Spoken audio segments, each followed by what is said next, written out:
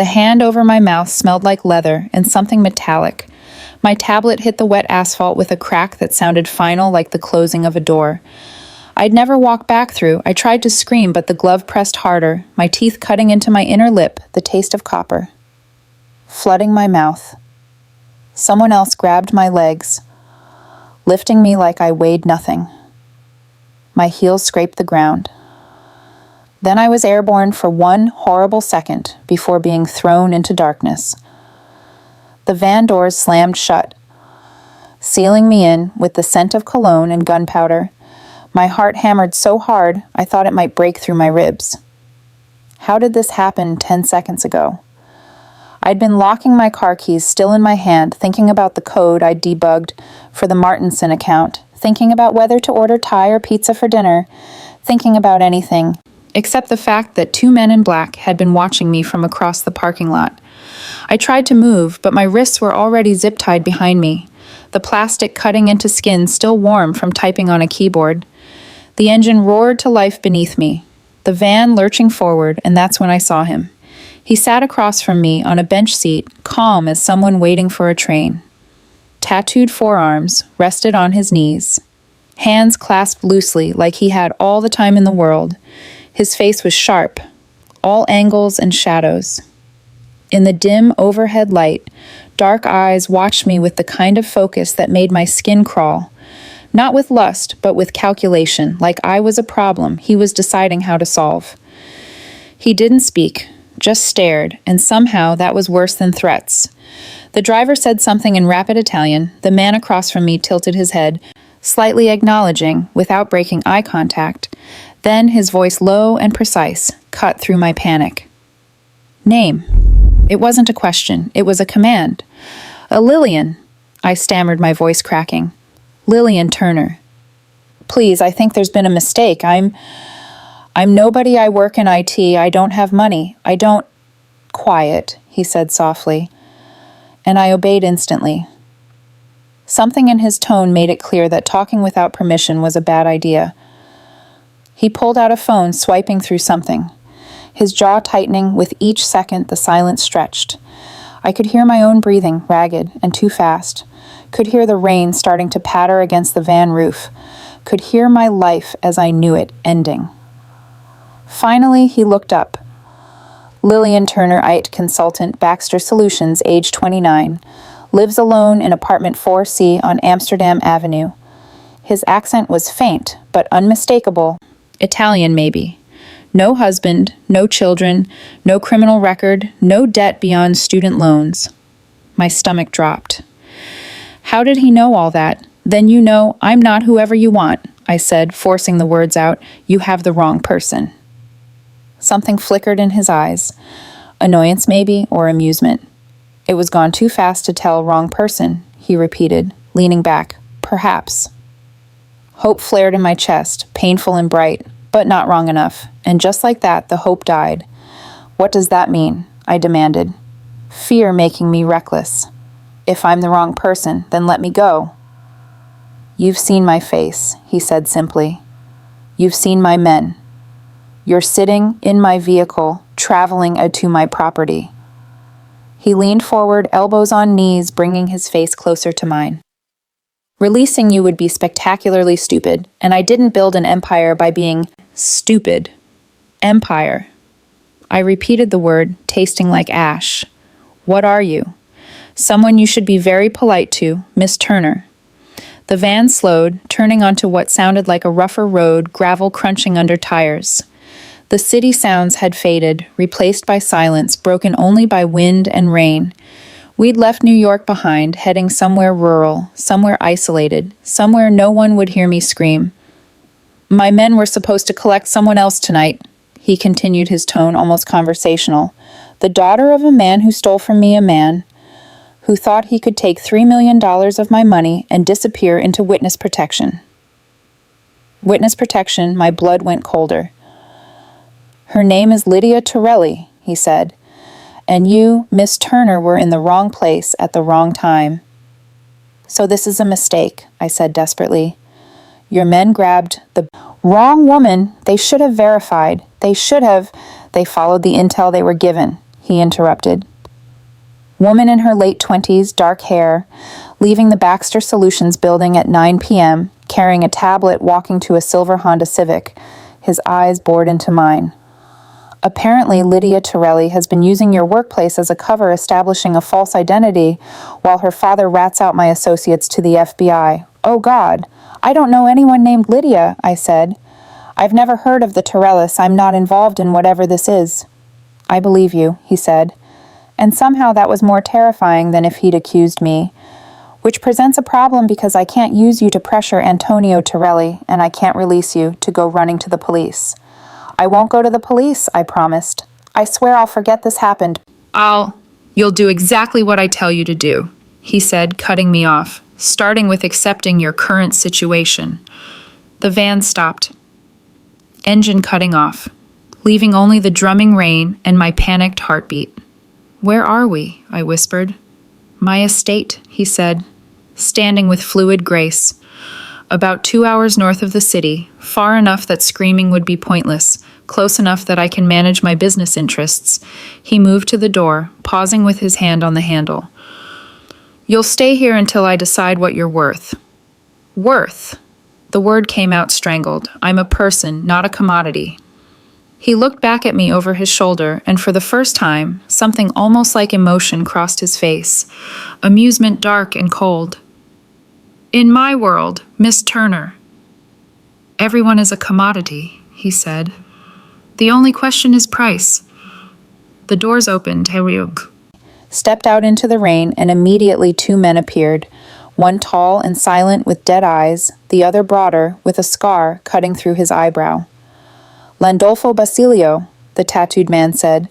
Bring her inside carefully. She's not to be harmed. Boss, the scarred one, Basilio said. What about the Torelli girl? We'll find her, the boss said. But for now we have an unexpected guest, and I don't waste resources. His dark eyes cut to me. Perhaps Miss Turner's skill set will prove useful after all. IT consultant means she understands systems, networks, encryption. I'm not helping you, I said. Finding courage I didn't know I had. We'll see, he said.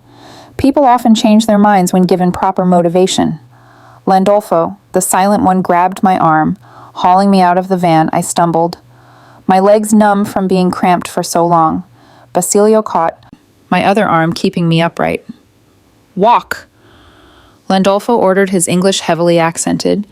I had no choice. They marched me through rain that soaked through my blouse within seconds toward a massive structure that looked like something out of a Gothic novel, all stone and dark windows and iron gates.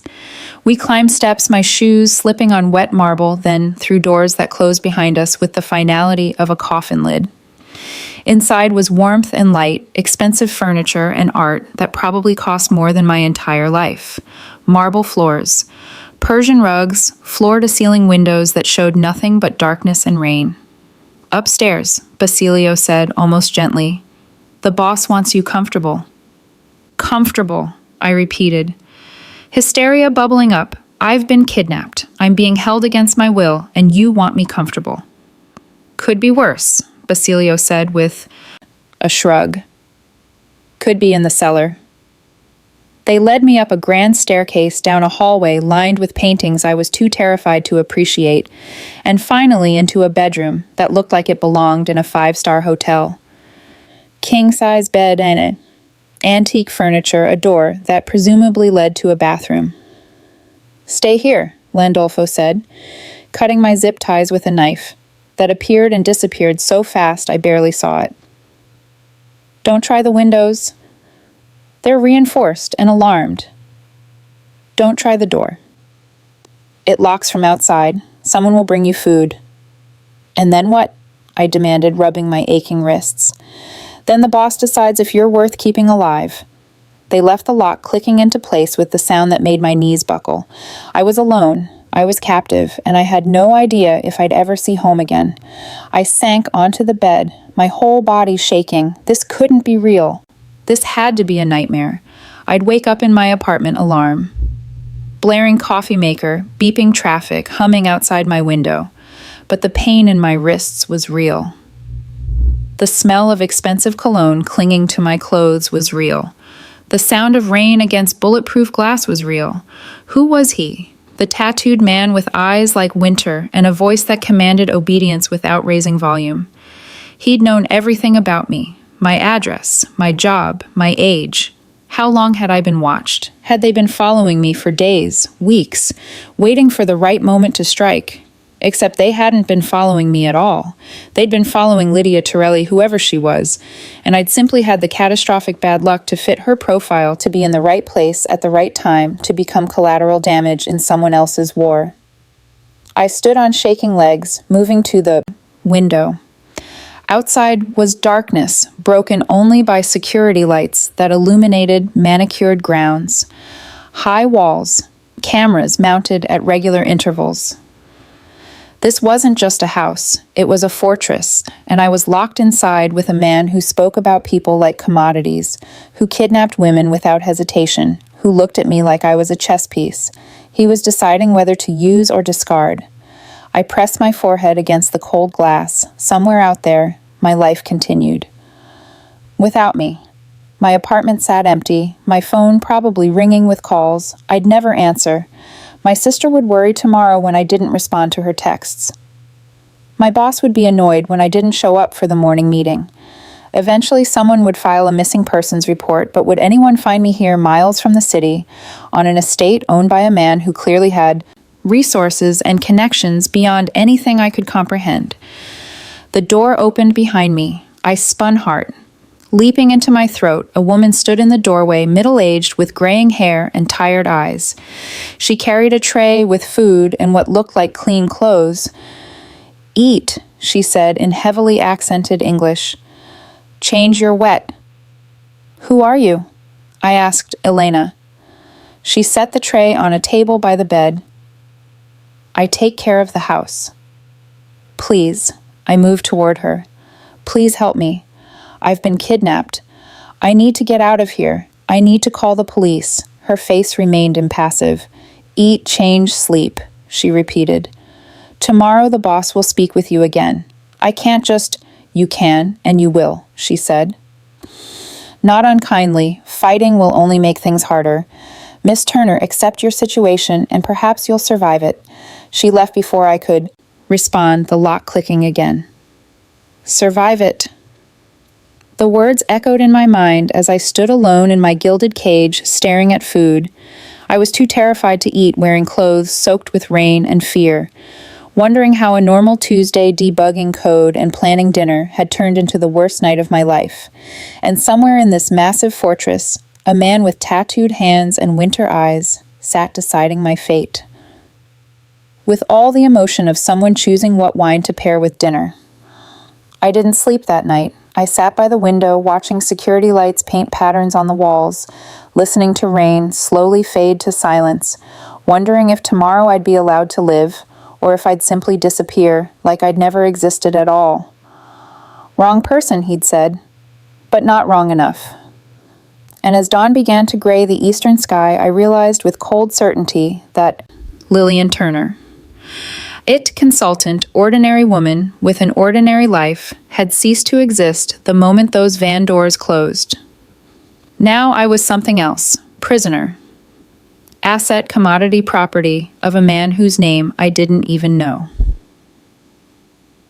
Morning came with too much light. I woke disoriented, my neck cramped from sleeping upright against the headboard, still fully clothed in yesterday's damp blouse. For a blissful half-second, I thought I was home, that the kidnapping had been some fever dream, brought on by too much coffee and too little sleep. Then I saw the cameras, small black domes mounted in the corners of the ceiling, barely noticeable unless you were looking for them. But once I spotted one, I saw them all, 4 in total, covering every angle of the room. I was being watched. My skin crawled at the thought. How long had they been recording? Had someone watched me cry last night, watched me pace the room like a caged animal, watched me finally collapse on the bed, too exhausted to fight anymore? I stood my legs unsteady beneath me and truly looked at my prison in daylight. The room was obscene in its luxury. High ceilings with crown molding. Marble floors covered in plush rugs that probably cost more than my yearly salary. The bed was king-sized, with Egyptian cotton sheets. The kind I'd seen in magazines but never touched the furniture was all dark wood and clean lines, expensive and masculine. A door I hadn't noticed last night stood slightly ajar, revealing a bathroom. All white marble and chrome, it looked like a five-star hotel. It was still a cage. I moved to the windows, pulling back heavy curtains to reveal reinforced glass, thick enough that I could barely hear the birds outside the view, showed manicured grounds stretching toward dense woods. A high stone wall circled the entire property, topped with cameras and what looked like motion sensors. Escape would be impossible. I tested the window anyway, pushing, pulling. Looking for a latch that would open it, nothing. The glass was sealed, probably bulletproof, definitely soundproof. I could scream until my lungs gave out, and no one beyond these walls would hear behind me. The door lock clicked. I spun, my heart jumping as the door opened, revealing Elena, the housekeeper. From last night, she entered carrying another tray, breakfast, this time the smell of coffee and fresh bread making my treacherous stomach growl. "Good morning," she said, setting the tray on the table, her English heavily accented but clear. "You must eat, keep your strength. I need to make a phone call." I said, ignoring the food. "Please, I need to tell my family I'm alive. They'll be worried." Elena's face remained carefully neutral as she moved about the room, gathering my wet clothes from last night, replacing them with what looked like new ones in my size. Jeans, a soft sweater, undergarments still in packaging. How long had they been planning this? "No phone," Elena said simply. "Boss's orders." "The boss," I repeated bitterly. "Does he have a name, or do you all just call him that?" Something flickered in Elena's eyes, amusement maybe, or pity. "Mr. Fallacy doesn't like his name used by people who haven't earned the privilege." Fallacy. So that was his name, the tattooed man with winter eyes who held my life in his hands like it was something he might casually discard. "Eat," Elena said again, moving toward the door. "You'll need it." "Wait," I called out. "Please, how long are you going to keep me here? What does he want?" "I don't ask questions, Miss Turner," she said quietly. "I suggest you don't either." The door closed, the lock engaged, and I was alone again. I stared at the breakfast tray, coffee in a delicate china cup, fresh bread with butter and jam fruit that looked like it had been cut this morning. My stomach cramped with hunger. I hadn't eaten since lunch yesterday, a lifetime ago, but the thought of accepting anything from my captors felt like defeat. Still, I needed strength, needed to think clearly. I ate mechanically, tasting nothing, planning. Everything. An hour later, the lock clicked again. This time, it was Basilio. The scarred one who'd caught me when I stumbled last night. He was massive up close, his shoulders nearly filling the doorframe, but his eyes were softer than Landolfo's, less dead. "Boss wants to see you," he said. "Come. And if I refuse, then I carry you," he said without malice. "Your choice, walk or be carried, but you're coming either way." I walked. He led me down the hallway I'd been dragged through last night, past paintings I now recognized as originals.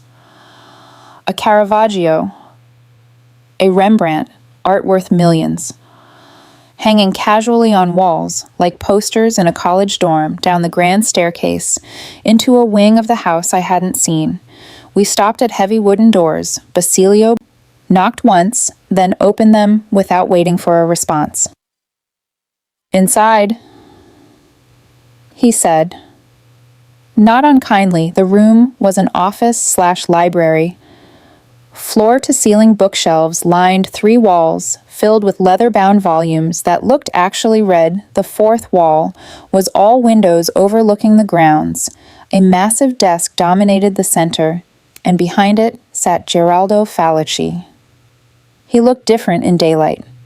No less dangerous, but more human dressed, in dark slacks and a white shirt.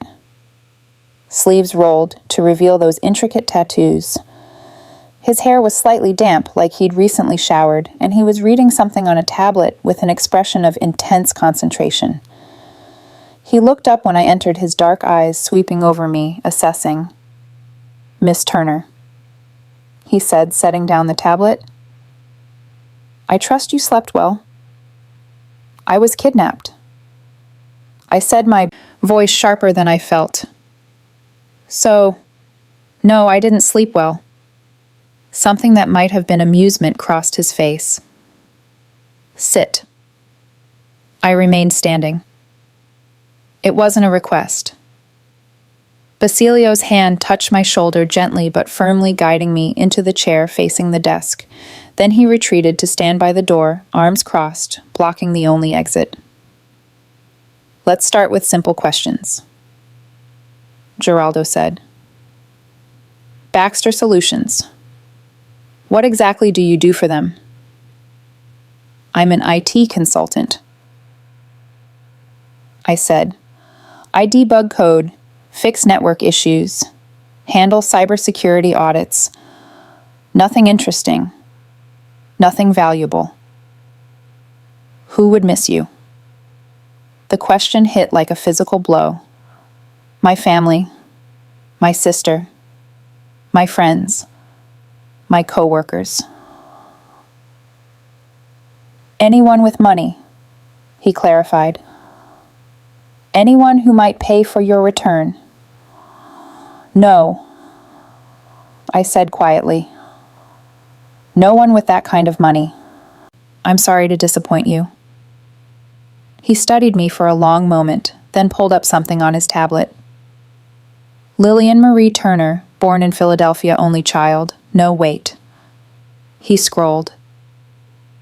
"One sister, Rachel, 3 years younger. Father deceased, mother, remarried, living in Florida."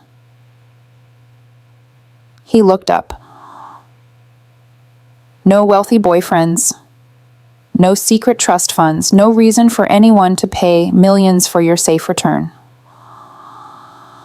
"That's what I've been trying to tell you," I said. "I'm worthless to you. Let me go." "You were supposed to be Lydia Torelli," he said. "Daughter of Antonio Torelli, who was my accountant until he stole $3 million and disappeared into witness protection with the FBI." Witness protection, FBI. My blood went cold. "His daughter apparently has been living under false identities," Geraldo continued, "working at various companies, establishing cover stories, and your workplace was one of them." "I've never met anyone named Lydia," I insisted. "I don't know anything about any of this." "I believe you," he said again, and it still wasn't comforting. "Which means my men grabbed the wrong woman, and I have a very expensive problem." "Then let me go," I said. "I won't tell anyone. I don't even know where I am. I don't know your full name. I can disappear. You know my face," he said, standing, moving around the desk with that predatory grace. "You've seen my home, my men. You could identify all of us to the FBI, to the police, to anyone who asks." "I won't," I promised desperately. "I swear I'll forget all of this." He stopped in front of me, looking down with an expression I couldn't read.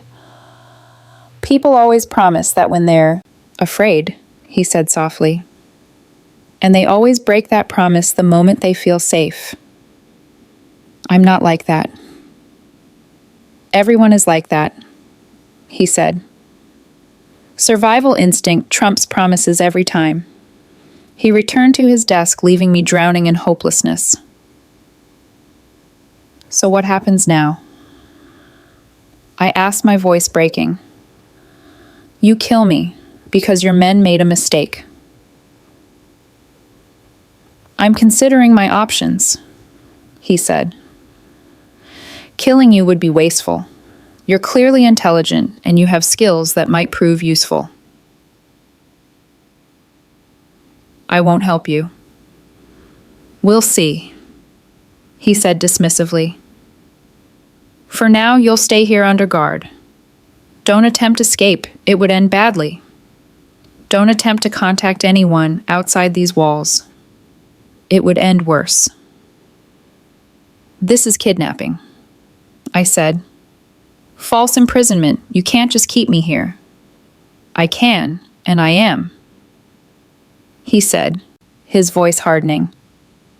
You've seen my face, Miss Turner. You've seen my men, my house. I can't let you walk out. That's not negotiable. Tears burned behind my eyes, but I refused to let them fall, refused to give him the satisfaction he stood moving toward the door where Basilio waited. Take her back to her room. Make sure she has everything she needs. Books, entertainment, whatever, keeps her occupied and calm. Yes, boss. Geraldo paused at the door, looking back at me, his dark eyes unreadable. For now, Miss Turner, consider yourself under my protection, he said quietly. Wrong place, wrong time, but still breathing. That's more than most people in your position can say. Then he was gone, leaving me with Basilio and the terrible understanding that my life had become a currency I couldn't control, and a man who measured worth in ways I'd never survive understanding. Basilio escorted me back to my gilded cage, his presence somehow less threatening than Landolfo's, who I'd seen standing guard outside Geraldo's office, watching me with those dead eyes that suggested he'd killed before and wouldn't hesitate to do it again. Books are there, Basilio said, gesturing to a shelf I hadn't noticed. Elena will bring lunch movies on the TV if you want. He paused at the door, something almost like sympathy crossing his scarred face. Make this easier on yourself. Don't fight what you can't change. Then, I was alone again. I lasted exactly 20 minutes before boredom and fear drove me to action. Sitting still meant thinking. And thinking meant spiraling into panic about everything I'd lost, everyone who must be looking for me by now, my sister Rachel, who'd try calling tonight like she did every Wednesday, my boss who'd assume I'd simply quit without notice, my entire life evaporating like I'd never existed. I needed to do something. The tablet they'd left on the side table caught my eye. It was supposedly for entertainment, locked down to streaming services and ebooks. Nothing that could connect to the outside world, nothing that could be used to call for help. Except every device was just code, and every code could be broken. My hands moved before my brain could talk me out of it. I'd spent 6 years doing cybersecurity audits, finding vulnerabilities in systems that were supposed to be impenetrable. This tablet was probably running standard security protocols, firewall restrictions, administrator, locks, child's play. I opened the settings menu, navigating to developer options that were hidden but not hidden enough. 3 minutes to enable USB debugging, 5 minutes to access the root directory, 2 more to identify the firewall software. It was almost insulting how simple it was. Whoever had locked down this tablet had used consumer-grade security, not even enterprise level. I bypassed the first firewall in under 4 minutes, routing through the device's own backup protocols to access system administration. My heart pounded as I worked, not from fear now, but from the familiar rush of solving a puzzle, breaking through barriers, watching systems bend to my will. Almost there. I was tracing the network connection, trying to identify the router's physical location, when every light in the room suddenly died. The tablet screen went black, and I heard footsteps in the hallway moving fast. Oh no. The door slammed open so hard it hit the wall. Geraldo stood in the doorway, his face dark, with barely contained fury, Landolfo behind him, hand inside his jacket, where I knew, without seeing, that he carried a gun. "What did you do?" Geraldo's voice was quiet, dangerous, the kind of quiet that preceded violence. "I was just..." My voice came out smaller than I wanted. "I didn't mean to." "You triggered a security alert."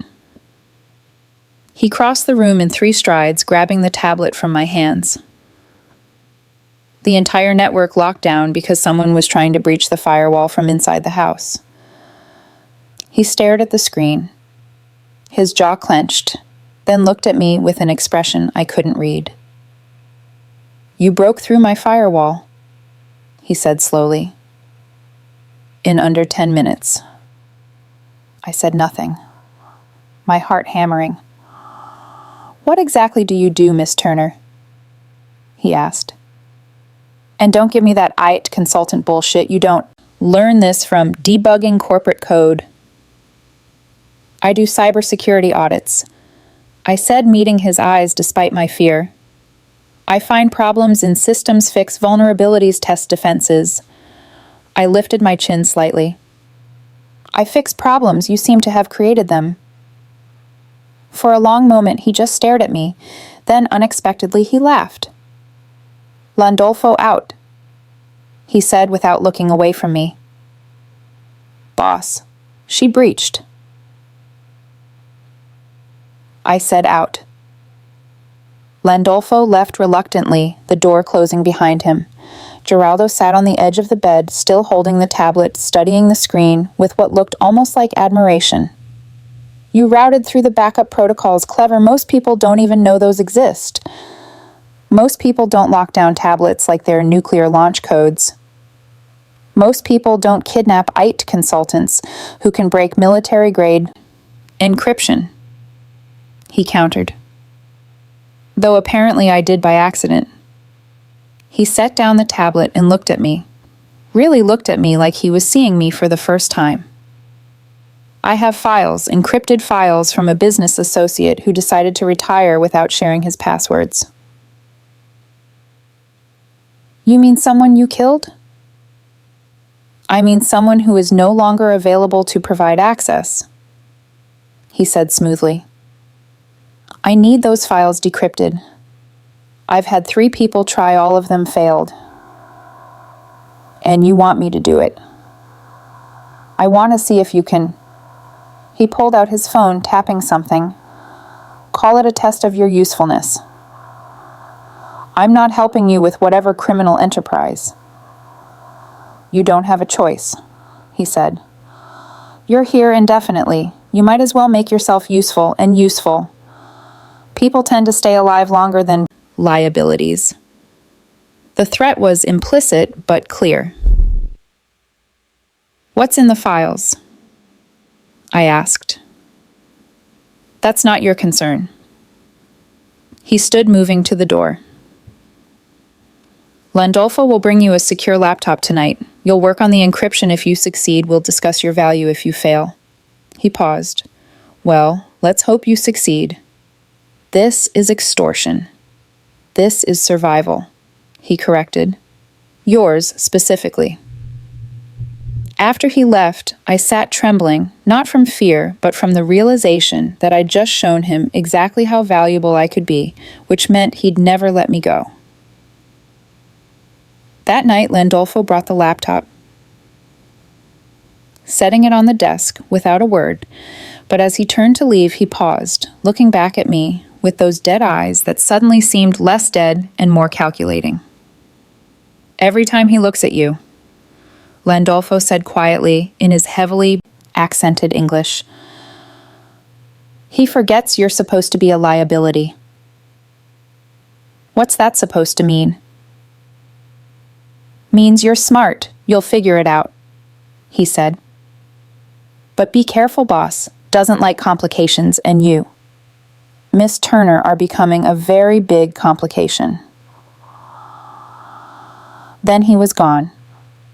I opened the laptop, finding the encrypted files exactly as Geraldo had described. Military-grade encryption, layered protocols, the kind of security that suggested whatever was hidden was worth killing for. I should have refused, should have let the files stay locked. But my hands were already moving, analyzing the encryption, identifying patterns, searching for vulnerabilities. 3 hours later, I'd cracked the first layer. I was so focused, I didn't hear the footsteps in the hallway, didn't notice that my door had been left slightly ajar. Didn't realize anyone was there until I heard voices outside Geraldo's voice, and someone else, maybe Basilio. "What do we do with her?" the other voice asked. "She's seen too much, knows too much." "She's not a hostage anymore," Geraldo said quietly. "She's an asset, and assets are protected." "Boss, that's dangerous thinking. She's still a liability, no matter how useful." "Then it's fortunate," Geraldo said, his voice fading as he walked away. "That I'm the one who decides what's dangerous and what's not." I sat frozen, staring at the laptop screen, where I'd just decrypted files that probably contained enough evidence to send Geraldo Falassi to prison for life. Asset. The word echoed in my mind, worse somehow than hostage, because hostages eventually got released, but assets were kept forever.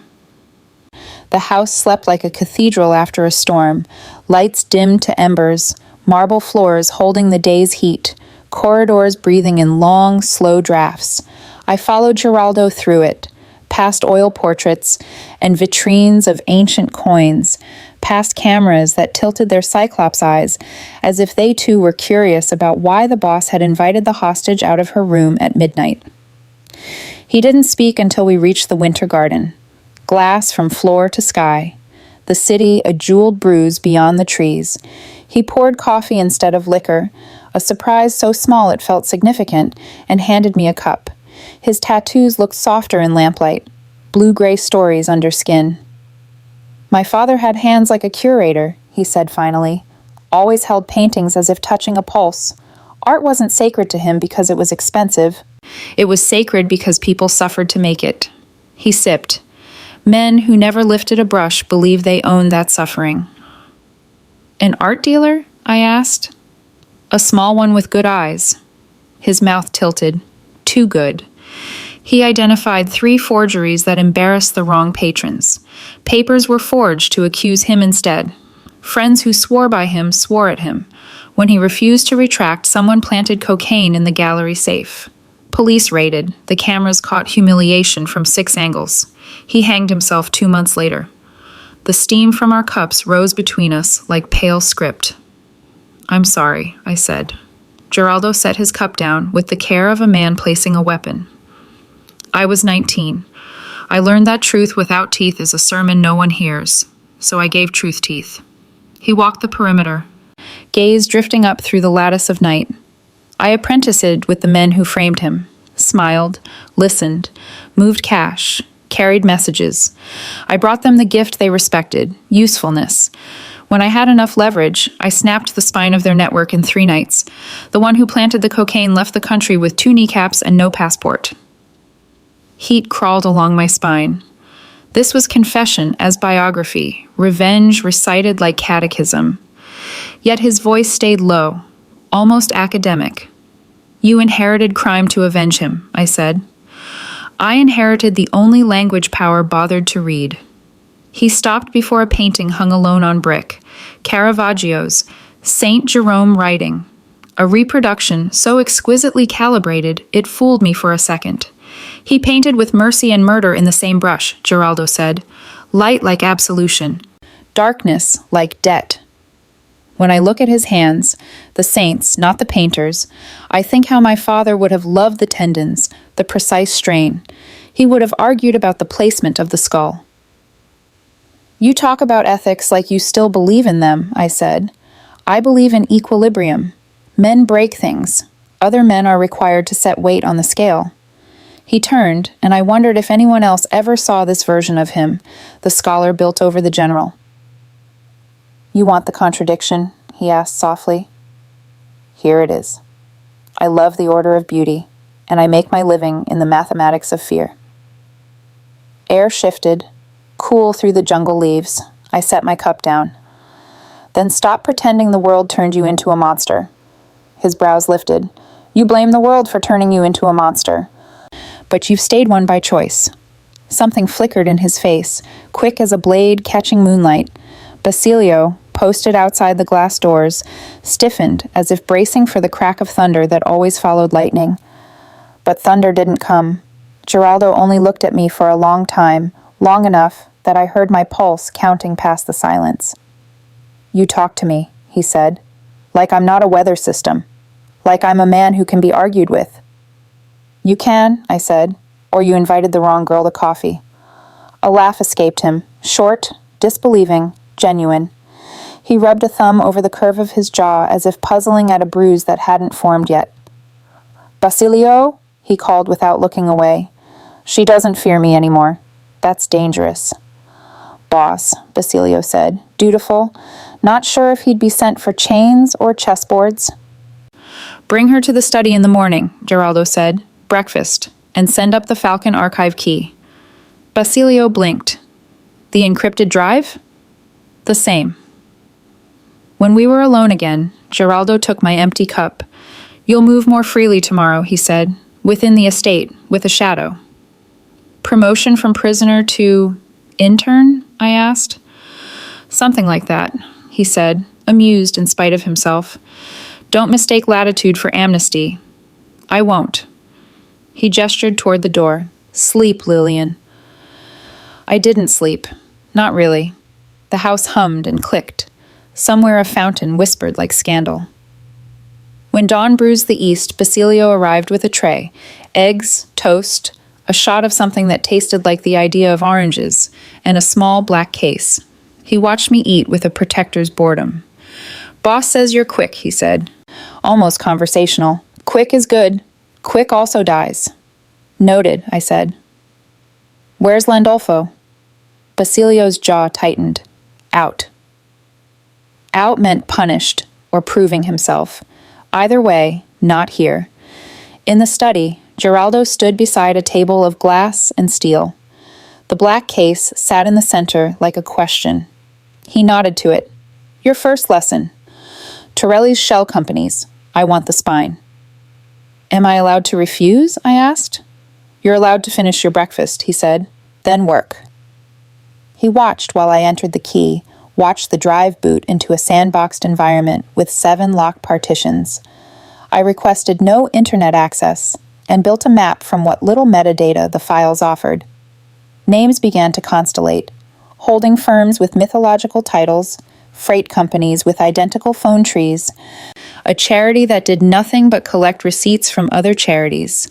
He didn't pace. He read me the way men read markets. I need a second machine, I said, air-gapped and a whiteboard. He gave me both. Hours passed in a rhythm of chalk and keystrokes, his voice an occasional metronome. Follow that, or kill that branch, or simply my name, to remind me he remembered it. Between problems he offered fragments of himself, tossed like pebbles across a pond, a birthday spent in a museum, a brother who taught him to box, and then disappeared into witness protection. The first time he realized silence could buy him more than shouting ever had. I should have been afraid. Instead, I was awake, bruisingly awake. He was violence and irony, the soft leather chair and the gun tucked under it. The contradiction sharpened me until I feared I'd cut myself on it. By evening, the web looked like a galaxy mid-collision.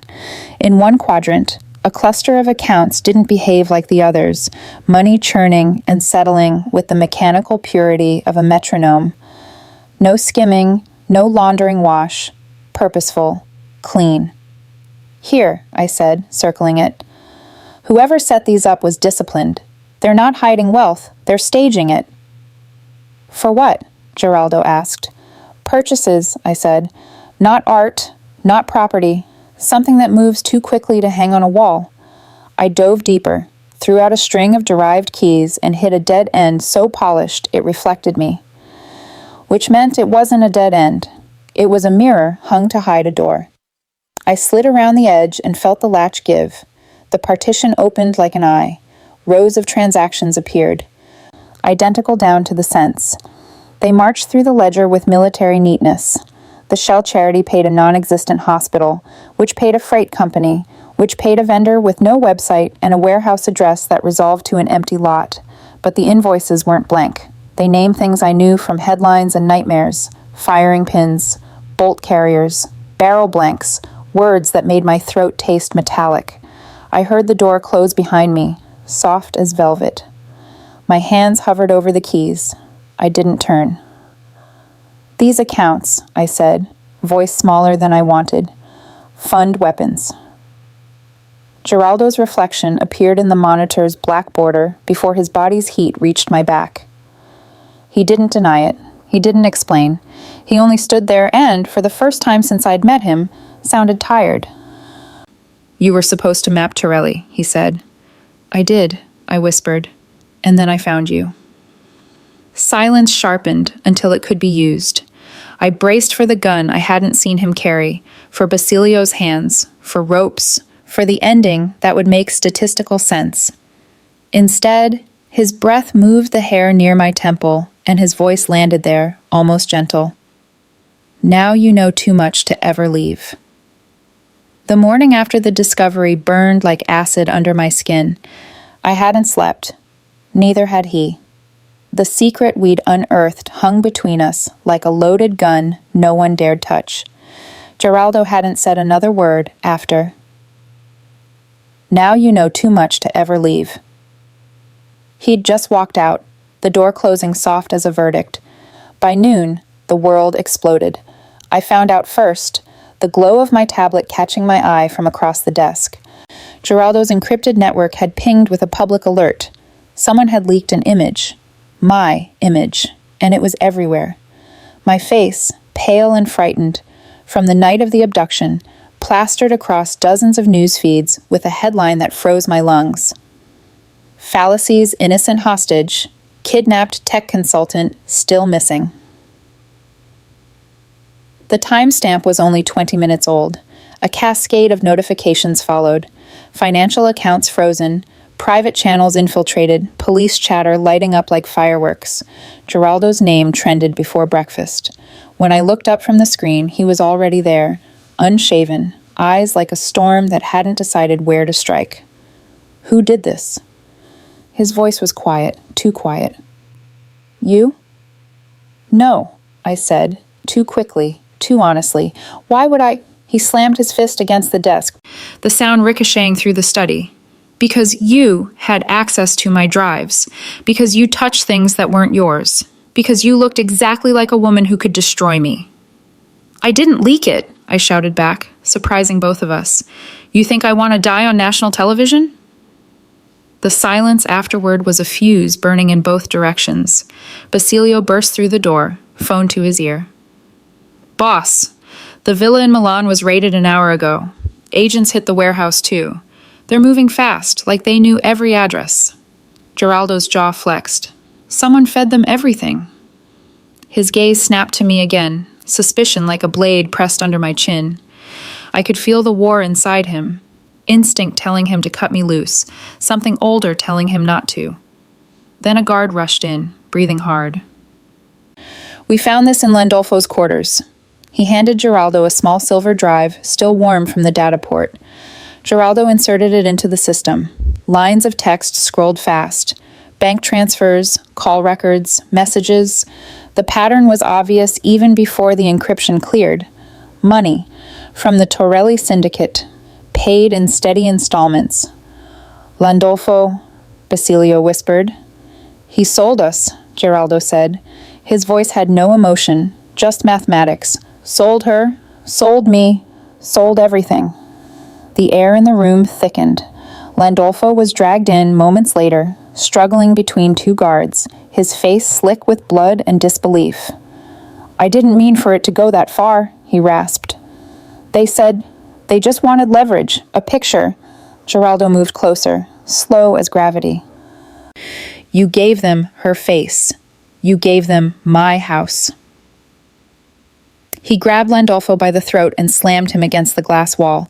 Cracks spidered out, refracting the fury in his eyes. "You killed our silence."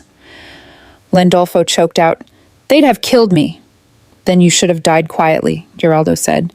For a second I thought he'd snap his neck, but then something, maybe exhaustion, maybe me, pulled his hand away. He shoved Landolfo toward Basilio. "Take him out of my sight." Basilio hesitated. "Boss?" "Not yet. Lock him down." His voice was steel cooling in water. "I'll decide later." Landolfo was dragged out, coughing, leaving streaks of blood on the marble. Geraldo turned to me, still shaking. "You see what happens when trust becomes currency? The whole economy collapses." I didn't flinch this time. "You built that economy. You trained men to fear you more than death. You built a world that eats loyalty for breakfast and calls it power." He stared at me, stunned. Not by my words, but by the mirror they offered. Then I said something I hadn't planned, hadn't even realized until it left me. "Let me help you fix it." He blinked. "Fix it? I can use the data from your archives, all those financial trails. If we leak them right, we can take Torelli down legally. Money laundering, arms deals, trafficking fronts. You have proof of everything. Hand it to the authorities before they find you." He laughed, low and dark, the kind of sound that belongs to men who've buried too many good ideas. "You think law can protect you in a world where men like me write the laws?" "It's not about protection," I said. "It's about exposure. You can't erase what's already online, but you can decide what it means." He studied me as if he were seeing me for the first time. Not a hostage, not a liability, but a variable he hadn't calculated for. The line between contempt and fascination blurred in his eyes. "You'd betray me to save me," he said softly. "I'd save you to prove you can still be saved." He walked to the window, hands on the sill, staring out at the vineyard hills, bleeding gold under the afternoon sun. His reflection fractured in the glass, the man and the monster dividing along the same line. "They'll come for you too, you know," he said, "when they realize who you are." "I already know who I am," I said. "Do you?" The question hung there like smoke that wouldn't clear. Geraldo turned back slowly, his eyes darker than before, but quieter somehow. "Oh, sia," as if something inside him had shifted off its foundation. Then the world split in half. The first bullet shattered the window beside us, glass raining like ice. The second embedded in the wall 2 inches from my head. Geraldo lunged, dragging me to the floor, covering me with his body as alarms screamed through the house. "Sniper!" Basilio's voice roared from the hall. "On the ridge!" "Move her!" Geraldo barked, grabbing the gun off his desk. But I caught the brief flash outside, a glint in the hills, sunlight kissing a rifle scope. The next shot shattered the desk lamp, spraying sparks. Geraldo pulled me behind the steel cabinet, his breath rough against my ear. "Stay down," he hissed. "Don't move." Sirens echoed from beyond the gates. Police or assassins, we couldn't tell which. The compound's security floodlights flickered alive. Guards sprinted across the courtyard like black ghosts. Geraldo loaded a second magazine, eyes sharp again, anger transformed into precision. "They want a war," he said. "Let's give them one." Before I could answer, another round pierced the window frame, splintering the wall beside us. Geraldo turned, returning fire through the glass. The crack of the gun reverberated off the marble, off the chandelier, off the heartbeat pounding in my throat. The glass finally gave way, a gaping wound opening the study to the wind. When the echo faded, smoke hung like breath over a grave. I looked at him, the man who'd once kidnapped me, the man who now shielded me with his own life. His hand brushed mine, unintentionally perhaps, but the contact held longer than it should have. Outside, the dogs barked and engines revved in the distance. The war he'd warned me about was no longer a metaphor. It had arrived. Dawn didn't come softly that day. It arrived with gunfire. The first explosion rattled the east wing, shaking chandeliers and shattering the fragile peace that had survived the night. The villa's alarm wailed a few seconds later, a rising, panicked scream of sirens that turned the marble halls into a battlefield. Geraldo yanked me out of bed before I was even awake. Smoke, gunfire, shouting. The world had turned red and gray. "They've come," he said, voice clipped, calm only by habit. "Torelli's men, stay behind me." The next blast answered for him. Windows imploded. The smell of cordite filled the air. Down the hall, Basilio barked orders into his radio, his face streaked with soot. "Boss, they're breaching from the west gate, at least 20 men." "Seal the lower level. Get her to the panic room," Geraldo commanded. I tried to protest, but he cut me off. "Now, Lillian, I can't fight while I'm worried about you." Basilio grabbed my arm, half dragging me through corridors that burned at the edges. I caught one last look at Geraldo, already loading his rifle, already moving toward the sound of the fight, and then a blast door sealed between us. The panic room was colder than I expected. Steel walls, monitors flickering from security feeds. I could see everything. The courtyard, the main gates, the perimeter cameras, all angles of a war I couldn't touch. On screen, Geraldo's men exchanged fire with the intruders. Dark figures in tactical gear moving like ghosts through the smoke. Basilio fought beside him, relentlessly, returning fire with brutal precision. Geraldo moved like an animal unleashed. Every step calculated, every shot final. The discipline of chaos. Then I saw something else. A shape crawling through the service tunnel camera. A hidden entry point near the generator housing. The power grid was the villa's heartbeat. If that went down, so did the surveillance, the panic locks, everything. The feed glitched once, twice, and then the screens went black. "Basilio?" I whispered into the radio. Nothing. Static. The power failure was deliberate. The emergency lights flickered red. Somewhere above, an explosion cracked the air like thunder. The floor shook under my feet. My survival instinct screamed to stay put, but the screens were dead, and Geraldo was blind without them. The generator was 2 floors down. I made my decision. The corridors were alive with smoke and echoing gunfire. I kept low, running past fallen furniture and splintered doors. The smell of gasoline and gun oil clung to the air. Twice I ducked behind columns as bullets chewed through the plaster near me, my heart beat too fast to count. When I reached the generator room, it was half collapsed, smoke curling through the vents. Sparks leapt from the circuits. I found the manual reset switch and began working, fingers trembling, breath short. The generator coughed once, twice, then roared back to life, flooding the compound with light. The monitors in the control hub would be back online. Geraldo would see again. But so did the man waiting in the shadows. "Didn't expect to see you here," Landolfo said, voice hoarse, eyes hollow. He looked like a ghost dragged from the grave.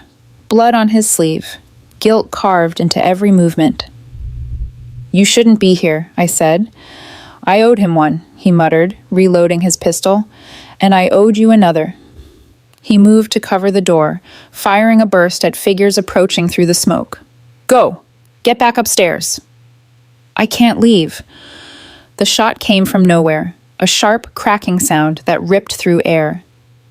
Landolfo stumbled, looked down at the spreading red bloom onto his chest, then back at me with a tired smile. "Guess we're even now." He collapsed before I could catch him. "Landolfo!" I screamed, but the only answer was the echo of more gunfire. I dragged his body behind the console as another bullet hit the doorway. I fired once with the pistol he'd dropped, missed, then ran. Chasey. My legs moved before grief could pin me down. When I burst into the main hall, fire had already eaten through half the ceiling. Geraldo stood near the staircase, bleeding from his shoulder, his white shirt soaked crimson. Basilio was at his side, shouting into the comms for retreat, but Geraldo wouldn't move. "I said fall back," Basilio yelled. Geraldo shook his head, firing another round. "Not while they're on my land." "You're hit," I shouted, running toward him. "Stay back," he barked, but the command cracked mid-word, half drowned in pain. Another explosion tore through the west side, hurling us both to the floor. The heat hit first, then the weight of falling debris.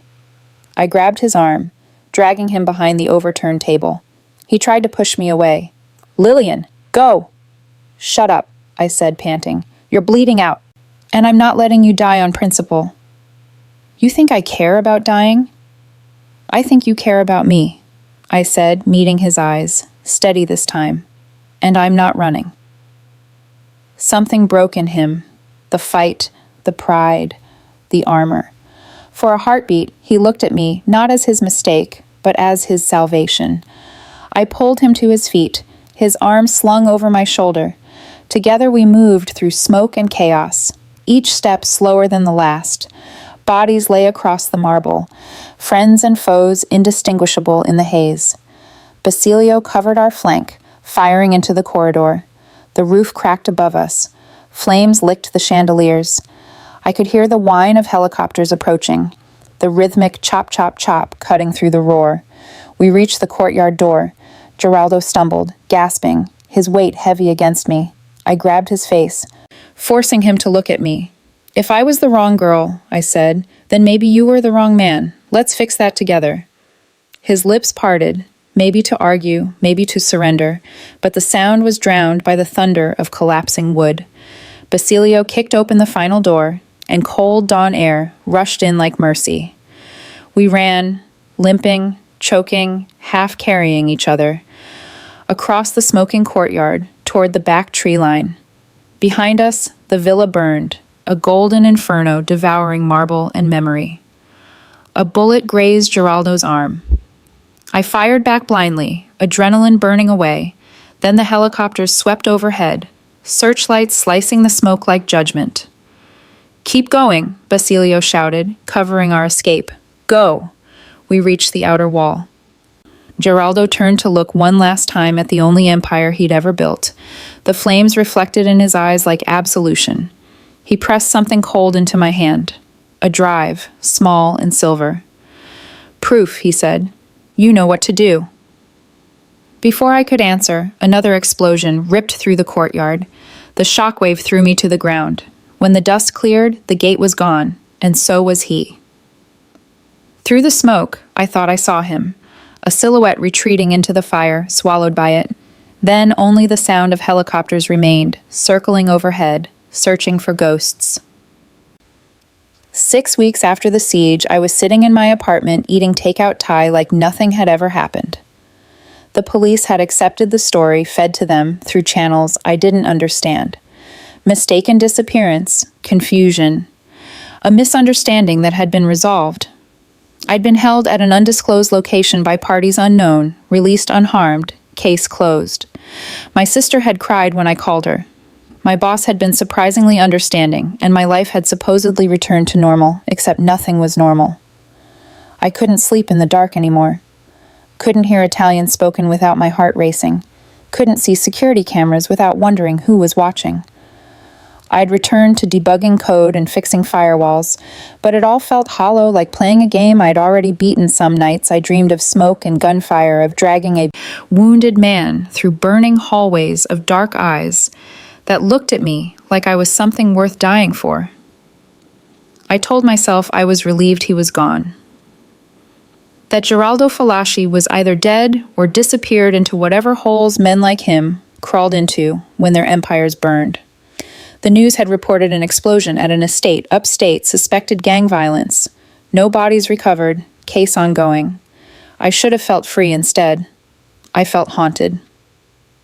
The envelope arrived on a Wednesday. Plain cream-colored paper. Expensive weight. No return address inside was a single card with 3 words written in elegant script. Florence, Uffizi. Room 7. My hands shook as I read it. No signature, no explanation. Nothing except an invitation or maybe a summons. I should have thrown it away, should have called the police, should have done anything except what I did. I booked a flight to Italy. The Uffizi Gallery was exactly as beautiful as I'd always imagined.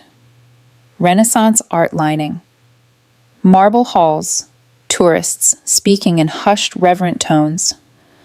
I moved through rooms of Botticelli and Caravaggio, my heart pounding harder with each step. Room 7 was smaller than the others, quiet and almost empty, and there he was.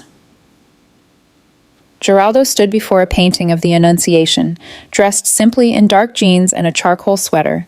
No expensive suits, no visible tattoos, just a man looking at art. Like he had all the time in the world, but he'd changed. A scar ran along his left jaw, disappearing into his collar, and he moved with a slight stiffness that suggested injuries not fully healed. When he turned to face me, his dark eyes held something I'd never seen before: vulnerability. "You came," he said softly. "You didn't give me much choice." I said, my voice not quite steady. Cryptic messages tend to demand answers. "I thought you might have moved on," he said. "Returned to your normal life, forgotten about the man who kidnapped you." I tried. I admitted. Didn't work. Something that might have been relief crossed his face. "I have a proposition for you."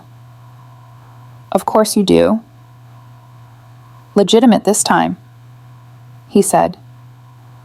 "A restoration and cybersecurity firm recovering stolen art, tracking digital theft, working within the law."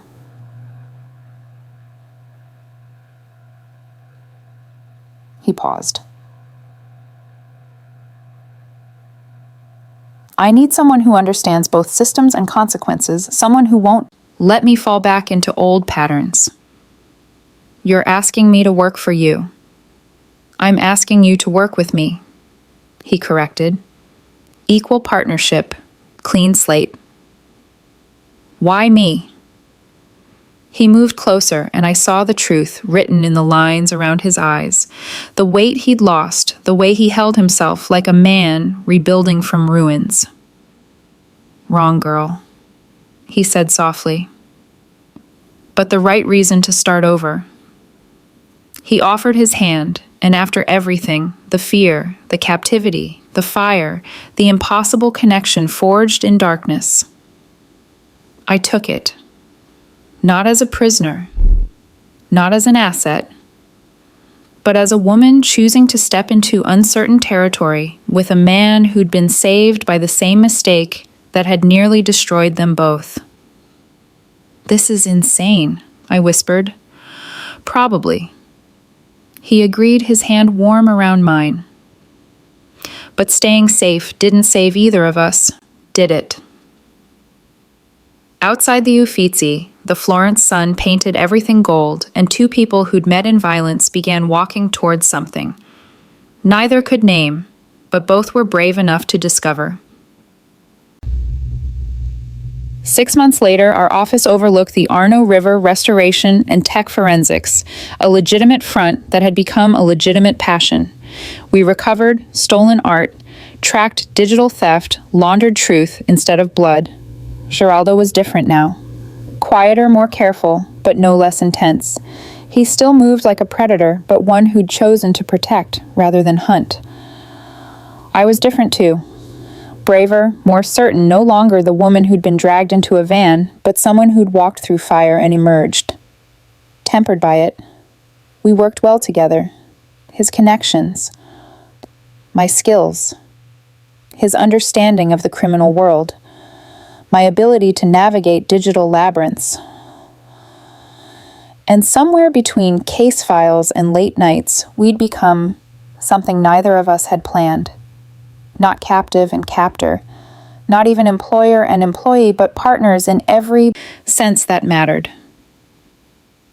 The envoy arrived on a Tuesday. Expensive suit, cold eyes a message from the remnants of Geraldo's old world. "Debts don't die fallacy," he said. "Neither do enemies." Geraldo stood his hand finding mine under the table. "Then let them come," he said quietly. "I've already fought for the only thing that matters." The envoy left and we returned to work. Dawn found us walking the empty streets. Fog rising from the river, turning Florence into something from a dream. They say I kidnapped the wrong girl, Geraldo murmured. I smiled faintly, squeezing his hand. No, you just didn't know what you needed to be saved. He pulled me closer, and we disappeared into the sunrise. Two silhouettes walking toward whatever came next. Neither of us captive anymore, both of us finally free.